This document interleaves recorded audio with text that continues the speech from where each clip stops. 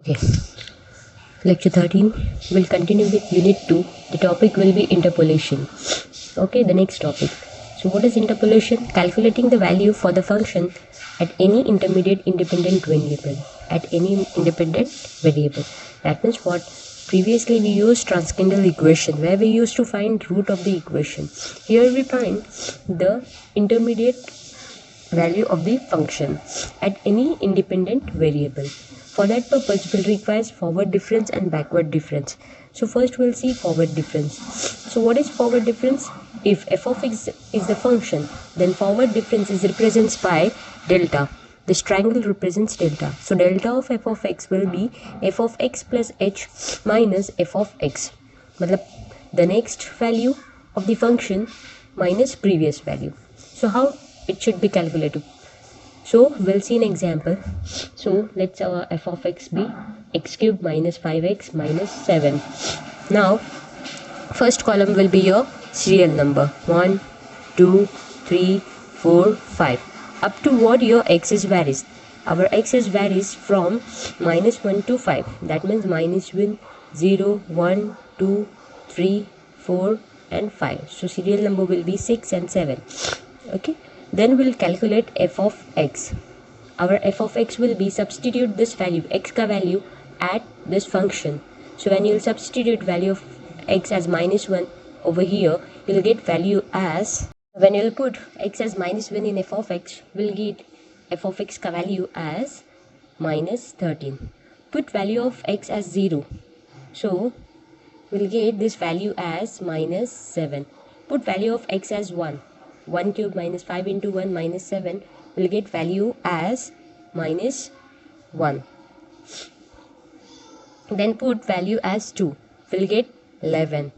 Then after putting 3 will get 35. After putting 4 will get 77 and after putting 5 will get value as 143. After calculating value of f of x, what we have to do? We have to calculate the forward difference. That means what? Delta of f of x. What is delta of f of x? We have the formula f of x plus h. That means this. If this is f of x, then this will be f of x plus h. If this is f of x, then this will be f of x plus h, the previous value. F of x plus h will be what? Previous value. So we have to subtract the previous one, the next one minus previous one. So we'll get delta of f of x. Delta of f of x will be minus 7 minus 13. Minus 7 minus 13. So minus 7 minus 13 will get 6. Then minus 1 minus 7. So again we'll get 6. Then minus 11 minus of minus 1 will be 12. 35 minus 11, 24.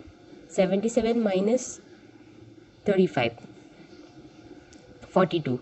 Now 143 minus 77, this will be 66. Now we don't have any further value to subtract from 143, so this will write over here as dash.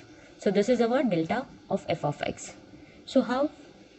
This is not the where we have to stop. We have to go further. Till what? Till the last column is getting 0. So the next will be del square of f of x. So del square of f of x will be same. This minus this. So 6 minus 6 again 0. 12 minus 6 will be 6. 24 minus 12, 12. 42 minus 24, 18. 66 minus 42 will be 24. Now we don't have any further value to subtract from 66. So this will come as dash. So again last column is not 0.